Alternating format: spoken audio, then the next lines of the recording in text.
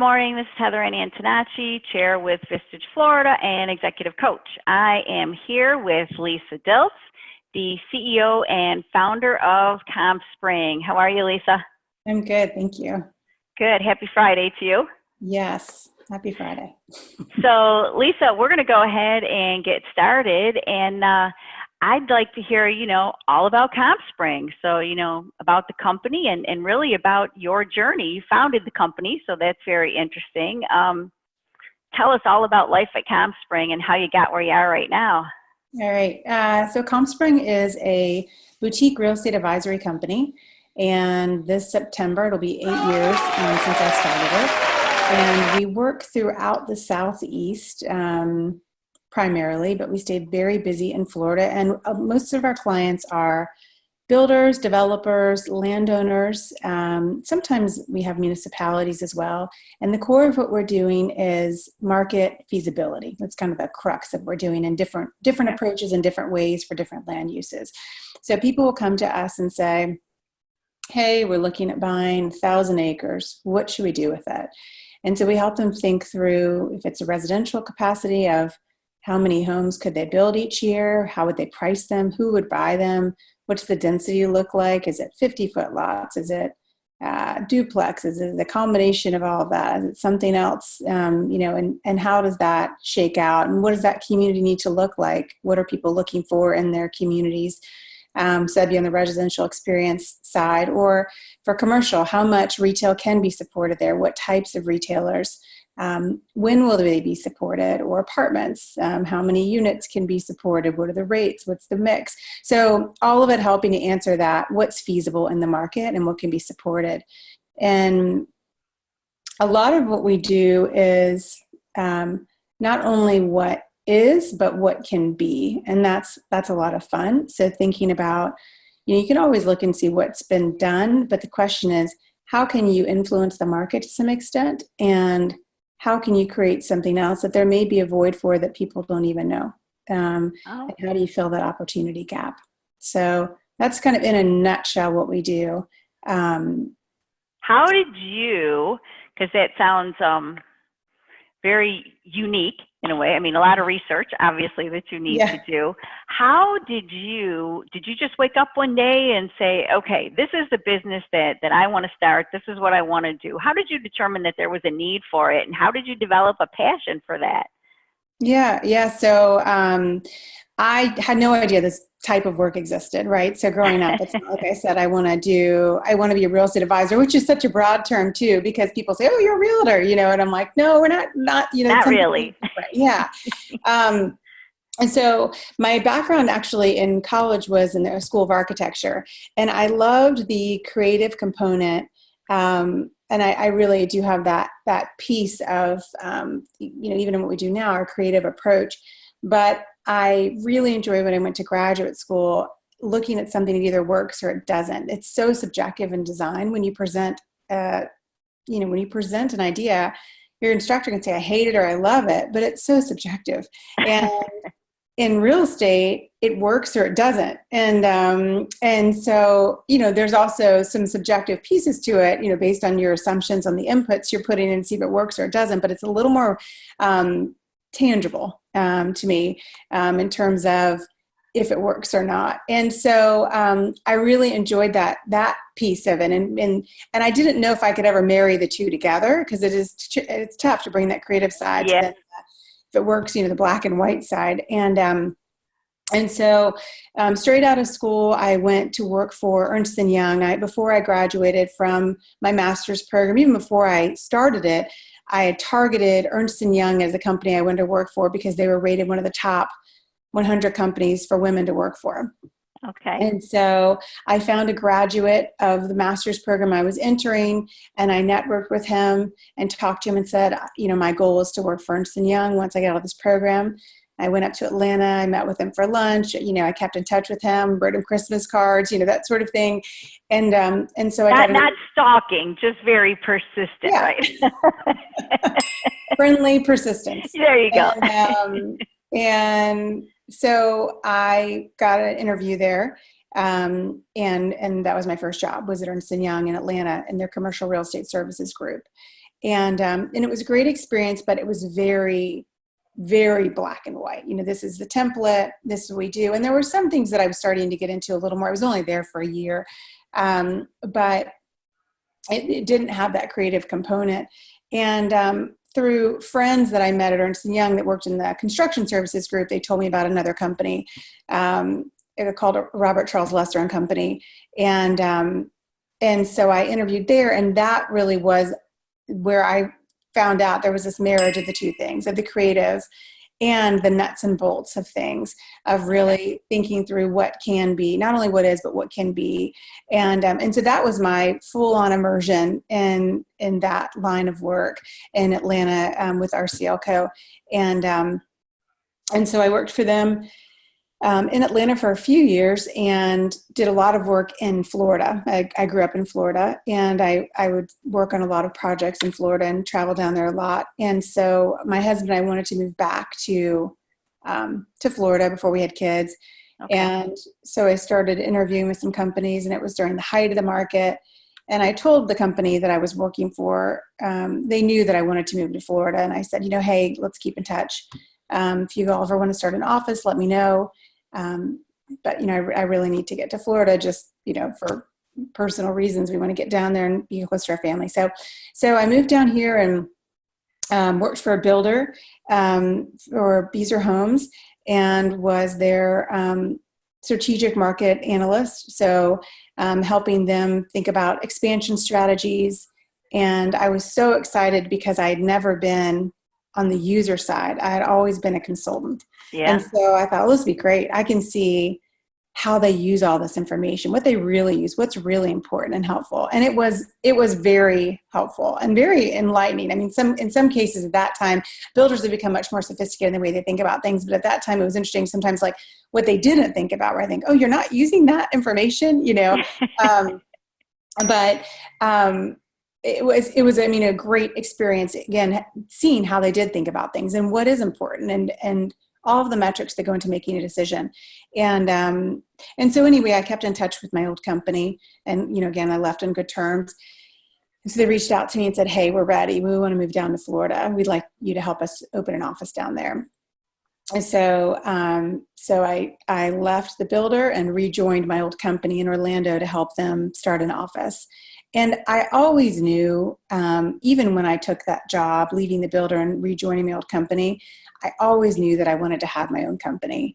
I mean, since I was a kid, I always knew. Yeah. My dad was a consultant, and so he kind of had his own thing, in a way. And he did have his own thing. He worked with lots of different clients, but it was his own company, his own consulting company. And so I was familiar with that, and it was always a goal of mine. So I thought, this will be really beneficial by joining them and starting this office in Orlando. I could see what it takes to start up an office and have that experience to be able to one day apply it to my own company.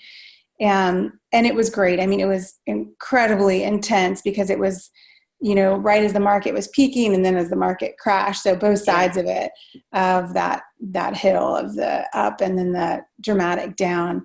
And so Lisa, this was during the recession? It was pre-recession and then during the recession. Yeah. Okay. So I joined them in 2006. Okay. And that's right. 2000, I have to look back now. It's all running together, right? Because we know 2008-9 was when it really tanked. Yeah. So when I joined, it was insane, how much I worked and just what we were doing and the volume of work we were processing. And then the market did crash. And then I sat in on many meetings where I was, the person that was sitting there either laying someone off or, being the other person in the room for legal reasons. So, it was a tough time, but I was able to keep my job. And so I waited and watched the market for many years. And in 2012, at the end of 2012, my husband and I had set aside enough money where, a year could pass where I wouldn't have an income. We wouldn't live large, but but we would have enough resources to, be okay. And so at the end of 2012, I thought now's the time, I studied the market. That's what I do. and looked at it and said, I'm going to take a chance and see if I can go out on my own. And so that's what I did. So September 2012 is when I left, and never had a moment of regret from that day on. It's been great, but I've been in that upward. And so now we'll see, because we're coming down on this side. Yeah. September 2012 was a great time to go out and start a company, though everything was beginning to launch again. And it's been fantastic. I mean, I really have enjoyed it. I'm doing still what I did at RCLCO in terms of, again, coming up with creative solutions, and really creating value for people, and not just pointing out the obvious, but finding opportunities that aren't obvious, Okay. to differentiate our clients. But the thing that I really enjoy that I'm able to do with my company is it's a different level of service. Like when I said, we are a boutique real estate advisory service, that's really how I would say we are different, is that the relationships we have with our clients are much different. And I love that, that we're able to engage with them throughout the entire process. As we see things, we give them a call and say, hey, this isn't looking good. Or, hey, we found this unusual thing. What do you think about this? It feels much more like a partnership, or it is much more of a partnership than the approach before in working with a larger company. You just you have different metrics to meet. And so you're not able to have those same kinds of relationships. So I truly enjoy working with the clients we work with. Almost all of our work is word of mouth, which is great because it's vetted. If someone calls me and says, hey, I found your website, I'm like, oh, I don't know if I want to talk to you. So, or let me have you talk to one of my clients, and then we can talk. Yeah, exactly. Because I want them to understand what we do and how we're a little bit different. And so when people come to us, they come with that understanding because they've talked to someone else who's recommended us, of that, what we bring to the table and who we are, and the value we create. And so it just creates really great working relationships. So that really, that speaks to, the why. Every company has its why, and every founder, every CEO has their why. It's easy to identify what you do or how you do it, but why you do it. So kind of staying on that, can you talk a little bit about, I know you're, boutique is the word you used, but how competitive is the industry here in Central Florida?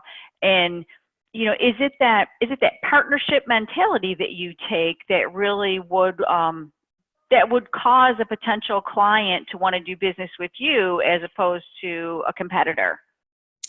Yeah, I think so. I mean, so that's the feedback our clients do give us. I mean, the market is actually relatively small for what we do. And so we have the company that I left, is still here in this market in Orlando, and they have offices across the nation. And then there are two other main competitors as well. And so it's not, and those other two competitors also have a nationwide presence. So we are unique in that we have one office. And I've of course thought about it through the years, expanding, but I also really enjoy what I do. And I know that with expansion comes a shift in what you do, and you're more managing those offices and the people than doing what you do. And so that's been a very intentional choice that I've made. But when our clients come to us, they do, they do seek us out because they know, one, it's personal, and that sounds kind of like cliche to say that, but it really is. Like, we really sweat the answer. It's, it's my brand, that I've created, and then the company's brand, and I don't take that lightly. And so it's just a different approach, and I'd say a different kind of rigor even that we apply to our solutions and that we provide our clients, that we don't want it to just be kind of good enough and crank it out to the next client. We want to make sure that when we meet with a client, we are providing something that's incredibly helpful and that they really see a lot of value in. And so much to the extent that if we are approached by someone for a job that we feel like we can't do a great job on it based on the questions they're asking, or we think that the expectations may not be in line with what they're looking for, whatever it may be, we will say, hey, we're not the right company for you, because we want to make sure that we were able to deliver great work and meet and exceed their expectations. And so if we feel like going into it, there's going to be, that we can't do that for whatever reason, we won't take the work on. Wow, that's very admirable, very admirable. Lisa, does that translate into repeat business? I mean, tell me a little bit about, your clients. Are they kind of a one and done, or how much of your business is based on repeat customers or retention of clients for multiple projects?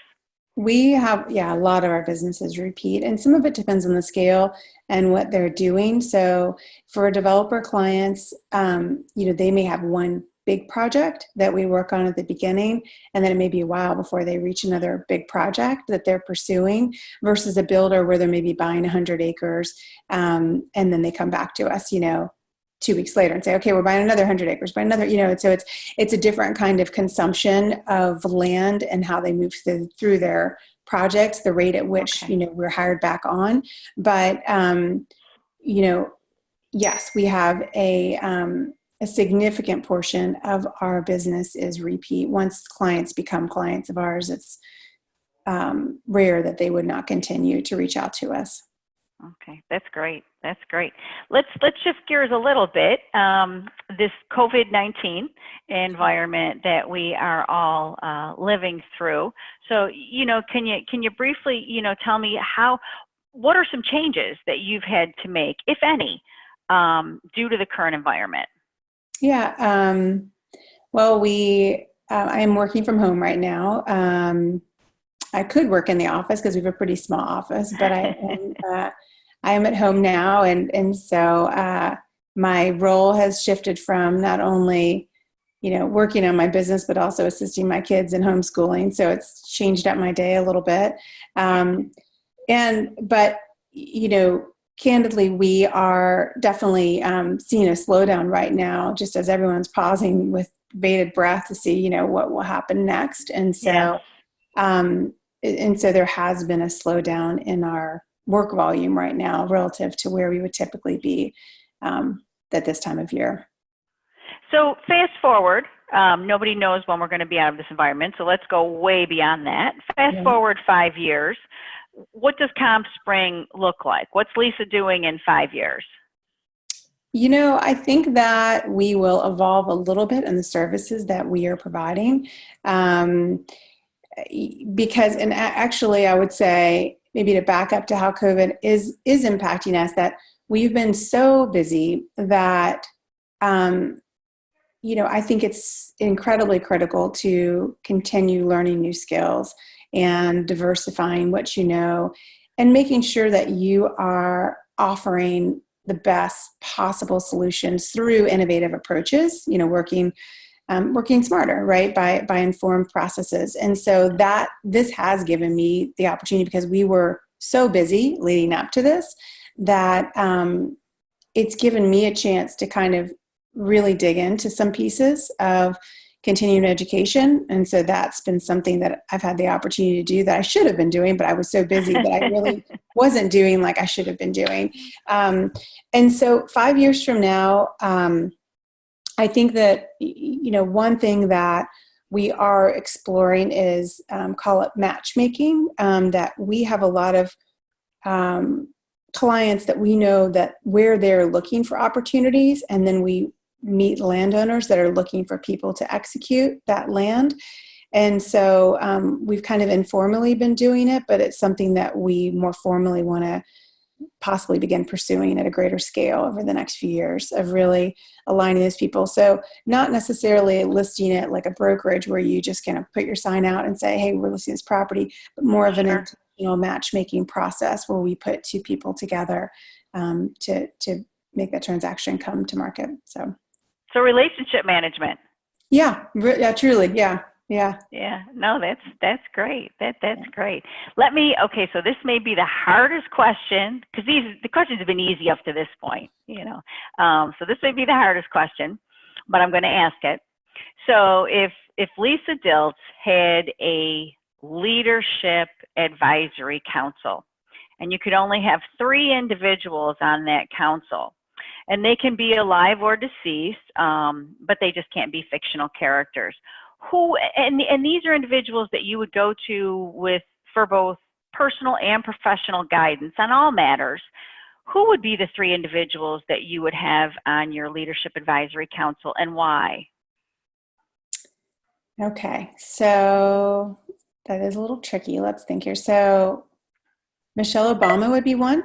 I Great think choice. she is just an outstanding human and has an impressive background of professional accolades and personal. And I think she seems to have a really strong North compass, and that's something that I also value and is important to me. And so I think she'd be a great one. My sister is definitely on my leadership council. Okay. And so she's 2 years older than me, but she's someone that, you know, I can kind of say anything and there's no judgment. And she gives me her very honest feedback and kind of calls it one way or the other, you know? And so, and she is also a working mom and a very, you know, established professional. And so I really value her honest and unfiltered opinion. And we all need that. Yeah, absolutely. And she won't just tell me what I want to hear, you know. And so I love that. And the third person, gosh, there's so many incredible people.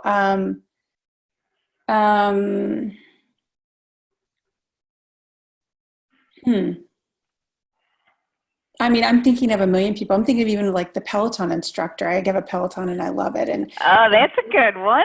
There's this Peloton instructor that was a lawyer and now is she's an Adidas representative, but she wrote a book called Shut Up and Run, and she's an ultra marathon runner, and she kind of, you know, is very straightforward and very encouraging, but also very hard driving.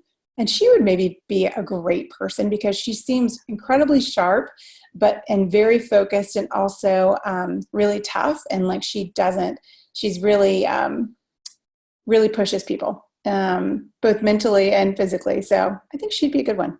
That's a good one. So you obviously want a leadership council of people who are going to tell you the truth, not hold back, and push you to be, you know, the best version of Lisa that you can be. So that's really great. Okay, as we wrap up, if someone was listening to this and they wanted to, you know, connect with you or find out more about CompSpring, what's the best way for them to do that? On LinkedIn, they can find me, Lisa Dilts, under CompSpring, or my website is compspring.com, and there's a, you know, submit email there or number they can call. But yeah, either of those is great. Okay, great. Well, Lisa, thank you for taking the time today. This has been wonderful. Love learning about the business and learning more about you. So continued luck with the homeschooling, and just stay safe and stay healthy through all of this. Thanks so much. Enjoy talking with you too. All right. Enjoy the rest of the day, Lisa. Thank you. You too. Bye.